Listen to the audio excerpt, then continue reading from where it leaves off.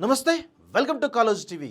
తెలంగాణ రాష్ట్రంలో ప్రస్తుతం భారతీయ జనతా పార్టీలో పెద్ద ఎత్తున ముసలం ఈరోజు పుడుతూ ఉంది. ఒకవైపు బండి సంజయ్, మరొక వైపు ఈటెల రాజేందర్, వారిద్దరి మధ్యలో ఉన్నటువంటి విభేదాలు తారాస్థాయికి పోయినట్టుగా తెలుస్తూ ఉంది. నిన్నటికి నిన్న ఈటెల రాజేందర్ చాలా పరుష పదజాలంతో బండి సంజయ్ని చాలా పెద్ద ఎత్తున విమర్శించడం జరిగింది. సో అది ఎవరు అవునన్నా కాదన్నా అది బండి సంజయ్నే అన్నాడు అనేది చాలా స్పష్టంగా అర్థమవుతోంది. దానికి ముందు ఒక 2 రోజుల ముందు హుజురాబాద్ వేదికగా బండి సంజయ్ కూడా ఈటెల రాజేందర్ యొక్క కంప్లీట్గా ఆయన రాజకీయాన్ని క్లోజ్ చేద్దాం అనేటువంటి దాంట్లో చాలా పెద్ద ఎత్తున కౌశిక్ రెడ్డికి హామీ ఇచ్చిన విషయం కూడా చాలా పెద్ద ఎత్తున తెరమీకి వస్తూ ఉంది. ఈటెల రాజేందర్ని 4 నెలల్లోపు రాజకీయంగా ఎన్కౌంటర్ చేస్తా అని చెప్పేసి కౌశిక్ రెడ్డికి హామీ ఇచ్చినటువంటి విషయం చాలా పెద్ద ఎత్తున చర్చ జరుగుతోంది.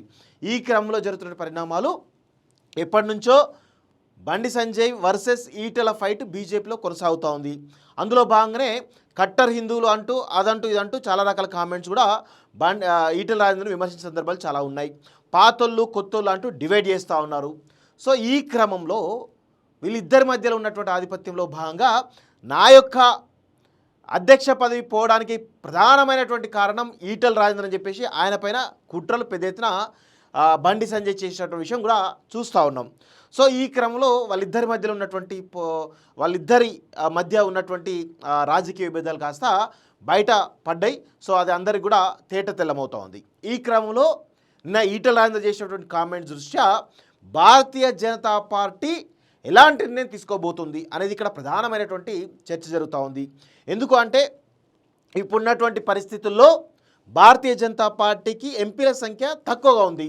ఈ క్రమంలో ఈటెల రాజేందర్ని పార్టీ నుంచి సస్పెండ్ చేస్తారా అనేది ఒక అనుమానం. అదేవిధంగా నిన్న ఈటెల రాజేందర్ చేసినటువంటి కామెంట్స్ని ఖచ్చితంగా ఇక్కడ ఉన్నటువంటి బండి సంజయ్ సంబంధించిన వర్గం పెద్ద ఎత్తున అధిష్టానానికి ఫిర్యాదు చేసి ఆయనను పార్టీ నుంచి సస్పెండ్ చేయమని చెప్పేసి ఒత్తిడి చేసేటువంటి అవకాశాలు కూడా చాలా బలంగా ఉన్నాయి. సో దీనిలో ప్రధానంగా ఈటెల రాజేందర్ యొక్క బలం ఏంటి అనేది తెలిసినటువంటి ఒకే ఒక వ్యక్తి అమిత్ షా. సో అమిత్ షా హామీతోటే ప్రధానంగా ఈటెల రాజేందర్ బీజేపీలో కొనసాగుతున్నాడు అనేది చాలా స్పష్టంగా అందరికీ తెలిసిన విషయం. సో రీసెంట్గా అధ్యక్ష పదవి విషయంలో కూడా అమిత్ షా పెద్ద ఎత్తున ఈటెల రాజేందర్కు హామీ ఇచ్చిండు, ఆయన కన్ఫామ్ అని చెప్పేసి వాదనలు వినిపించినాయి.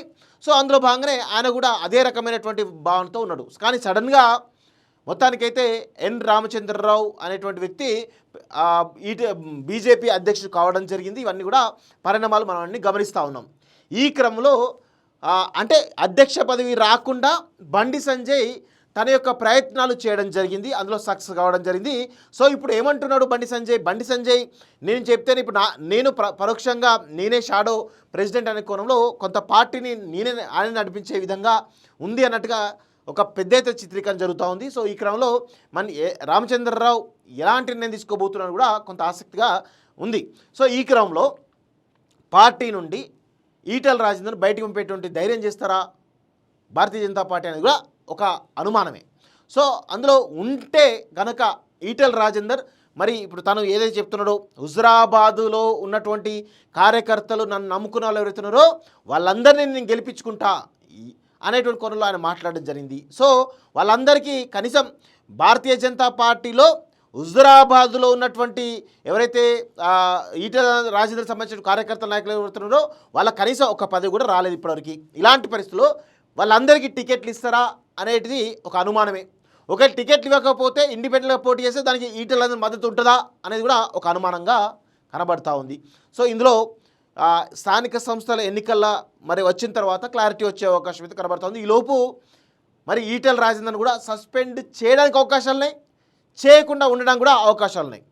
కానీ ఒకవేళ చేయకుండా ఉంటే స్థానిక సంస్థలో ఏం జరుగుతుందో మనం ఇప్పుడే చెప్పలేం. సో అది అప్పుడు ఈటెల రాజేందర్ ఎలాంటి నిర్ణయం తీసుకుంటారో అప్పుడైతే చూడాల్సిన అవసరం అయితే కనబడతా ఉంది. ఒకటి.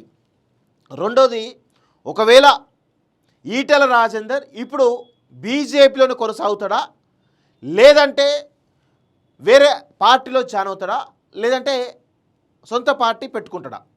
ఆయన ముందున్నటువంటి ఆప్షన్స్ ఏంటి అనేది ఒకసారి మనం కూలంకషంగా చర్చించేటువంటి ప్రయత్నం చేద్దాం. సో దాని గురించి చాలా డీటెయిల్గా చెప్తా ఉంటాను, ఓపిక్గా వినాల్సిందిగా నేనైతే కోరుతా ఉన్నాను మిత్రులారా, చాలా ఓపిక్గా వినండి. సో ఇప్పుడు ప్రస్తుతం ఈటెల రాజేందర్ సంబంధించిన విషయం వచ్చినట్లయితే ఆయన ప్రస్తుతం ఎందులో ఉన్నాడు? భారతీయ జనతా పార్టీలో కొనసాగుతూ ఉన్నాడు, ఎంపీగా ఉన్నాడు. సో భారతీయ జనతా పార్టీలో ఇప్పుడు నిన్న చేసేటువంటి కామెంట్ దృష్ట్యా ఆయన సస్పెండ్ కాకపోతే భారతీయ జనతా పార్టీ కొనసాగుతాడు. సో లేదంటే స్థానిక సంస్థల ఎన్నికల వరకు నా వర్గానికి అనే ఏదైతే ఆయనకు జన్మనిచ్చినట్టు రాజకీయ జన్మించిన హుజురాబాద్లో తను నమ్ముకున్నటువంటి నాయకులు కార్యకర్తలు ఎవరికైతున్నారో వాళ్లకు టికెట్లు ఇప్పించే వరకు ఆయన కొట్లాడతాడు. ఇప్పించకపోతే మాత్రం ఆయన తిరుగుబాటు జెండా ఎగరేయడానికి అవకాశాలు అయితే ఉన్నాయి. సో ఇప్పుడు ఆయన ఏం చేయబోతున్నాడు? భారతీయ జనతా పార్టీ సస్పెండ్ చేస్తా లేకపోతే స్థానిక సంస్థల ఎన్నికల వరకు వేచి చూస్తాడా రాజేందర్ అనేది మనం చూడాల్సిన అవసరం అయితే ఉన్నది. ఒకవేళ ఆయన ముందున్నటువంటి ఆప్షన్స్ అన్నీ అమిత్ షా లాంటి వ్యక్తి కనుక మాట్లాడి సెటరేట్ చేయగలిగి ఆయనకి ఏమైనా హామీ ఇవ్వగలిగితే ఆయన కొనసాగడానికి బీజేపీలో కొనసాగడానికి అవకాశాలు అయితే ఉన్నాయి. ఎంత బీజేపీలో కొనసాగినా కానీ ఆయన పైన ఖచ్చితంగా రాష్ట్ర పార్టీ ఖచ్చితంగా ఏదో విధంగా ఆయనను అనగదొక్కడానికే ప్రయత్నాలు చేస్తుందని కూడా ఆయనకు క్లారిటీ ఉంది. సో భారతీయ జనతా పార్టీలో కనుక ఆయనను సస్పెండ్ చేయడం కానీ లేకపోతే ఆయన కొనసాగలేకపోతే ఆయన ముందు 3 ఆప్షన్లు ఉన్నాయి. ఒకటి, బీఆర్ఎస్ పార్టీలో చేరుతాడా? ఇది ఒకసారి మనం అనలైజ్ చేయాలి. ఎందుకు అంటే కేసీఆర్ చేత అవమానాలు పడి బయటికి వచ్చేసి అనేక రకాల ఇబ్బందులు, అనేక రకాల అవహేళనలు, ఇవన్నీ ఒత్తిళ్లకు గురై ఆయన ఒక దేశంలోనే ఒక పెద్ద ఎత్తున ఎన్నిక జరిగింది. అది హుజురాబాద్ అనేది చరిత్రలో నిలిచిపోతుంది, హుజురాబాద్ ఉప ఎన్నిక. సో అందులో గెలవడం కూడా జరిగింది. సో అదేవిధంగా ఆయన పైన హరీష్ రావు అప్పుడు ఏ విధంగా కుట్రలు చేసినో అని గమనించడం. సో ఇప్పుడు ఏం జరుగుతూ ఉంది హుజురాబాద్ ఎన్నికల దృష్ట్యా అంటే, హుజురాబాద్ దృష్ట్యా కావచ్చు, ఈటెల దృష్ట్యా కావచ్చు. సో మొత్తానికైతే బీఆర్ఎస్ పార్టీలో ఈయన ఆల్రెడీ ఈటెల ఇండిపెండెంట్ అది భారతీయ జనతా పార్టీ నుంచి పోటీ చేసి గెలిచిన తర్వాత రాష్ట్ర వ్యాప్తంగా కావచ్చు, దేశవ్యాప్తంగా కావచ్చు, అస్సాంలో ఏది హిమంత బిశ్వశర్మ ఏ విధంగానైతే సీఎం అయ్యాడో అదేవిధంగా ఈటెల రాజేందర్ కూడా హేమంత్ బిశ్వశర్మ లాగా ఇక్కడ సీఎం అవడానికి అవకాశాలు అనే కోణంలో పెద్ద ఎత్తున చర్చ జరిగింది. అంటే సీఎం క్యాండిడేట్గా ప్రొజెక్ట్ అయ్యిండు. సో ఇప్పుడు ప్రస్తుతం అంత పెద్ద ఎత్తున ప్రొజెక్ట్ అయినటువంటి ఈటెల రాజేందర్ సో ఇప్పుడు బీఆర్ఎస్ పార్టీలో కేసీఆర్ చేత అవమానాలు పడ్డాడు. సో కేసీఆర్ కింద మళ్ళీ పనిచేస్తాడా? ఒకటి ప్రశ్న. అదేవిధంగా మరి బీఆర్ఎస్లో జాయిన్ అయితే ఆయన సీఎం క్యాండిడేట్ ప్రొజెక్ట్ అవుతారా? ఎందుకంటే కేసీఆర్ తర్వాత కేటీఆర్ ఉన్నాడు, తర్వాత హరీష్ ఉన్నాడు, తర్వాత కవిత కూడా ఉంది. సో వీళ్ళందరూ మరి ఈయనకు ప్రియారిటీ ఇస్తారా, లేకపోతే సీఎంగా ప్రొజెక్ట్ చేస్తారా, లేకపోతే ఆయన గతంలో ఏ విధంగానైతే స్థానం ఉందో ఆ స్థానం కనీసం ఉంటుందా అనేది అనుమానమే. సో బీఆర్ఎస్ పార్టీలో మ్యాక్సిమం చేరకపోవడానికే అవకాశాలు ఎక్కువ ఉన్నాయి. చేరితే కనుక తనను తాను దిగజార్చుకొని పోయినట్టే అనేది చాలా స్పష్టంగా అర్థమవుతా ఉంది.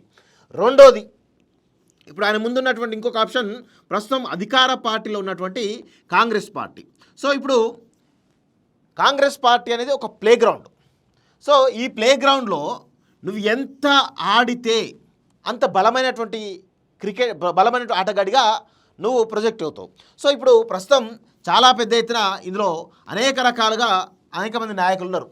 సో రేవంత్ రెడ్డి మొదలు పెట్టుకుంటే కోమటిరెడ్డి వాళ్ళు కావచ్చు, లేకపోతే జగ్గారెడ్డి లాంటి వాళ్ళు కావచ్చు, ఉత్తమ్ కుమార్ రెడ్డి లాంటి వాళ్ళు కావచ్చు, దామోదర్ రాజు లాంటి వాళ్ళు కావచ్చు, ఇలా చాలామంది ప్లేయర్స్ ఉన్నారు.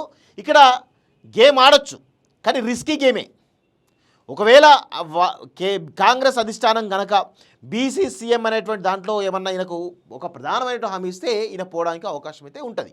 లేదు ఎలాంటి హామీ ఇవ్వకుండా కేవలం మంత్రి పదవి ఇస్తాం రండి అని అంటే మాత్రం ఖచ్చితంగా ఈ కాంగ్రెస్ లాంటి ప్లే గ్రౌండ్లో వాళ్ళతోటి, అంటే ముఖ్యంగా రెడ్డి సామాజిక వర్గం సంబంధించిన వాళ్ళతోటి ఢీ కొట్టడం అనేది అంత ఆషామాషి విషయం అయితే కాదు. ఎందుకంటే ఉద్దండులు ఉన్నారు. రేవంత్ రెడ్డి లాంటి వాళ్ళని తట్టుకొని కానీ, పొంగులేటి లాంటి వాళ్ళని తట్టుకొని కానీ, కుమారెడ్డి లాంటివి తట్టుకొని కానీ, లేదా ఉత్తమ్ కుమార్ రెడ్డి లాంటి వాళ్ళు తట్టుకొని కానీ, మిగతా నాయకులను తట్టుకొని నిలబడి కొట్లాడగలుగుతాడా అనేది ఇక్కడ ప్రశ్నమే. సో ఇది ఖచ్చితంగా కాంగ్రెస్ పార్టీలో కూడా చేరకపోవడం కూడా అవకాశాలు ఎక్కువ ఉంటాయి. చేరితే ఇక మెంటల్గా ఫిక్స్ కావాలి, నేను ఇక ఆడడానికే పోతున్నా,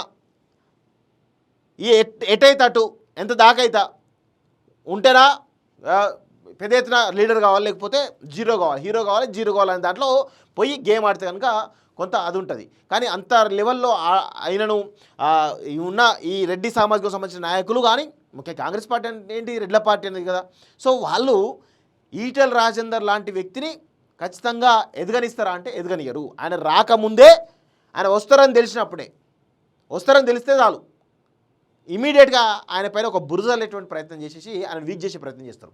దానిలో వివేక్ లాంటి వ్యక్తులు కూడా, కొమ్మటి రాజగోపాల్ లాంటి వ్యక్తులు కూడా కీ రోల్ పోషిస్తారు. ఎందుకంటే వీళ్ళకి పడదు కాబట్టి. సో ఇది మ్యాక్సిమం కాంగ్రెస్లోకి పోకపోవడానికే అవకాశాలు ఎక్కువైతే కనిపిస్తూ ఉన్నాయి. సో ఇక మూడవది, ఇక సొంత పార్టీ ఏది ప్రాంతీయ పార్టీ అనేది మరి పెట్టగలిగేటువంటి సత్తా ఈటెల రాజేందర్కు ఉందా అనేది ఒకసారి మనం తెలుసుకుంటే కనుక, తెలంగాణ రాష్ట్రంలో ఇప్పుడున్నటువంటి పరిస్థితిలో కాంగ్రెస్ పార్టీ అధికారంలో ఉంది. సో కాంగ్రెస్ పార్టీ మీద చాలా పెద్ద ఎత్తున విపరీతమైనటువంటి వ్యతిరేకత రావడం జరిగింది. ప్రజలు ఆల్టర్నేటివ్ కోరుకుంటున్నారు. ఈ క్రమంలో భారతీయ జనతా పార్టీ ఆల్టర్నేటివ్ అని అనుకున్నారు. సో కానీ ప్రస్తుతం అధ్యక్ష పదవి ద్వారా వచ్చే ఈ అధ్యక్ష పదవి మార్పు జరిగిన తర్వాత రాజాసింగ్ లాంటి వ్యక్తుల ఏవైతే వాళ్ళు రాజీనామాను ఆమోదించిన తర్వాత చాలా పెద్ద ఎత్తున బీజేపీ అనేది వీక్ అయిపోయింది. సో అసలు బీజేపీ రేస్లో లేదు. సో ఎక్కడైతే గత 10 సంవత్సరాలు తెలంగాణ సర్వనాశనం చేసినటువంటి బీఆర్ఎస్ పార్టీ మరొకసారి కొంత బీఆర్ఎస్ పార్టీ కాంగ్రెస్ పార్టీ పైన నెగిటివిటీ తీసుకురావడంలో చాలా పెద్ద ఎత్తున ప్రయత్నం సక్సెస్ అయింది. కానీ కాంగ్రెస్ పార్టీ ఉన్నటువంటి నెగిటివిటీ అవుతుందో అది బీజేపీకి కానీ ఈవెన్ బీఆర్ఎస్ కానీ షిఫ్ట్ అయ్యేటువంటి అవకాశాలు అయితే కనబడతలేవు. సో కొంతమేర ఈ నెగిటివిటీ అనేది కొంతమేర బీజేపీ వీక్ కావడంతో బీఆర్ఎస్ వైపు కొంతమేర చూస్తూ ఉన్నారు. సో ఈ క్రమంలో తెలంగాణ సమాజంలో ఒక రకమైనటువంటి పొలిటికల్ స్పేస్ అనివార్యమైనటువంటి పరిస్థితిలో ఒక పొలిటికల్ స్పేస్ అనేది ఏర్పడింది. అది కూడా తెలంగాణ కోణంలో కనుక ఒక ప్రాంతీయ పార్టీ పెడితే కనుక ఖచ్చితంగా సక్సెస్ అవ్వడానికి అవకాశాలు ఉన్నాయి. దానిలో ప్రధానంగా ఈటెల రాజేందర్కు ఆ తెలంగాణ ఫేస్ ఉంది. సో అదేవిధంగా ఇక్కడ సామాజిక కోణంలో చూసినట్లయితే ఒక 23 లక్షల మంది అత్యధిక జనాభా ఉన్నటువంటి ముదిరాజు సామాజికకు సంబంధించినటువంటి ఈటెల రాజేందర్ అలాంటి వ్యక్తులు కనుక వస్తే ఖచ్చితంగా కొంత ఆ స్పేస్ ఫిల్ అయ్యేటువంటి అవకాశాలు అయితే ఉంటాయి. సో ఈ క్రమంలో మరి ఈటెల రాజేందర్ సొంత పార్టీ పెడితే సక్సెస్ అవుతుందా అనేది ఒకసారి మనం గమనిస్తే కనుక ఇక్కడ సొంత పార్టీ పెట్టాలంటే 100 కోట్ల రూపాయలు కావాలి. 100 కోట్ల రూపాయలు, 1000 కోట్ల రూపాయలు, నేను ఇంకా తక్కువ చెప్తాను, 100 కోట్ల రూపాయలు కావాలి. సొంత మీడియా కూడా సహకరించాలి. సొంత మీడియా ఉండాలి, అంటే మీడియా సహకరించాలి. ఇప్పుడు ప్రస్తుతం ఉన్నటువంటి పరిస్థితుల్లో ఈ మీడియా అంతా ఎవరి చేతిలో ఉంది? ప్రింట్ మీడియా కానీ శాటిలైట్ మీడియా ఎవరి చేతిలో ఉంది? అంత అగ్రవర్ణాల చేతిలో ఉంది. సో ఇలాంటి పరిస్థితుల్లో ఇప్పుడు సొంత పార్టీ దిశగా ఈటెల రాజేందర్ కనుక వస్తే ఆయన పైన ఇమీడియట్గా బురదలేసి ఆయన ఒక వీక్ చేసేటువంటి ప్రయత్నం ప్రధానమైనటువంటి మీడియా చేస్తుంది. సో దీన్ని తట్టుకొని నిలబడగలగాలి అంటే 100,000 కోట్ల రూపాయలు ఆయన కుమ్మరించాలి. సో ఆ ధైర్యం మరి ఆ 100,000 కోట్ల రూపాయలు మరి పెట్టగలిగేటువంటి సత్తా ఈటెల రాజేందర్కు ఉందా అనేది మరి వారికే తెలియాలి. సో ఇట్లా మొత్తానికైతే ఒక సొంత ఈ తెలంగాణ రాష్ట్రంలో ఉన్నటువంటి పొలిటికల్ స్పేస్లో కనుక ఇలాంటి వ్యక్తులు వచ్చి సొంత పార్టీ పెట్టడమే కాదు, దాని దగ్గ స్ట్రాటజీస్, దాని దగ్గర ఆర్థిక వనరులు, దాని దగ్గర మీడియా, దాని దగ్గర క్యాడర్, అన్ని రకాల స్ట్రాటజీస్ కనుక బిల్డ్ చేయగలిగితే సక్సెస్ అవుతారు. లేదంటే మాత్రం ఇక్కడ అనకొండల్లాగా ఉన్నటువంటి ఈ అగ్రవర్ణాలకు సంబంధించినటువంటి మీడియా ఏదైతే ఉందో, మీడియా కానీ అన్ని వ్యవస్థలు కూడా ఇమీడియట్గా ఈటెల రాజేందర్ మింగేటువంటి ప్రయత్నం అయితే బలంగా చేస్తాయి. అది ఈటెల రాజేందర్కి ఒక అవగాహన కూడా ఉంది. నేను వస్తే ఏంటి, సొంత పార్టీ పడితే ఇలా ఉండబోతుంది అనేది ఉంది. ఆయనే ఇంతవరకు బీజేపీలో ఆయన ఏ నిర్ణయం కూడా తీసుకోలేదు. ఆల్రెడీ మీడియాలో స్టార్ట్ అయిపోయింది. బహుజన రాజ్య సమితి అని ఒక స్టార్ట్ చేసేసారు. ఇవన్నీ ఇంకా చాలా వస్తాయి, ఇంకా చాలా రావడానికి కూడా అవకాశాలు ఉన్నాయి. సో ఈ క్రమంలో ఈటెల రాజేందర్ ఎలాంటి స్టెప్ తీసుకుంటాడు అనేది కొన్ని రోజులు వెయిట్ చేస్తే మనకు అర్థమయ్యే అవకాశం అయితే ఉంటుంది. సో బీజేపీలోనే కొనసాగుతాడా, ఎవరైనా హామీ ఇస్తారా? అమిత్ షా లాంటి వ్యక్తి ఎవరైనా డైరెక్ట్గా ఈటెల రాజేందర్కు హామీ ఇచ్చే అవకాశం ఉంది. ఎందుకంటే ఇప్పుడు రేపటి నుంచి పార్లమెంట్ సమావేశాలు కూడా స్టార్ట్ కాబోతున్నాయి. సో ఈ క్రమంలో పార్లమెంట్ సమావేశాలు స్టార్ట్ అవుతున్నాయి కాబట్టి ఖచ్చితంగా అధిష్టానం దీని మీద కొంత రివ్యూ చేసేసి ఆయన పిలిచి మాట్లాడే ప్రయత్నం చేస్తుంది. మరి అందులో ఏం జరుగుతుందో చూడాల్సిన అవసరం అయితే ఉంది. సో బీజేపీలోనే కొనసాగుతాడా, లేదంటే ఇప్పుడు బండి సంజయ్ కుట్రలు ఏ విధంగా తిప్పికొడతారు ఉంటే కనుక, సో బండి సంజయ్ పైన పార్టీ ఏమైనా క్రమశిక్షణ చర్యలు తీసుకుంటుందా, లేకపోతే ఈటెల రాజేందర్ పైన ఏమైనా చర్యలు తీసుకుంటుందా, ఇవన్నీ పక్కన పెడితే ఒకవేళ భారతీయ జనతా పార్టీ నుంచి కనుక ఆయన బయటకు వస్తే ఆయన కాంగ్రెస్లో కానీ బీఆర్ఎస్లో కానీ సొంత పార్టీలో కానీ ఏ విధంగా ఉంటుందనేది చాలా స్పష్టంగా మీకు చెప్పేటువంటి ప్రయత్నం చేస్తున్నాం మిత్రులారా. సో చూద్దాం, మరి కొన్ని రోజులు ఆగితే కానీ ఈటెల రాజేందర్ యొక్క ఆయన భవిష్యత్తు కార్యాచరణ ఏంది అనేది కొన్ని రోజులు ఆగితే తెలిసేటువంటి అవకాశం అయితే ఉంది. ప్రస్తుతానికి ఇదైతే కనబడతా ఉంది. చూస్తుండండి college TV. Thank you very much.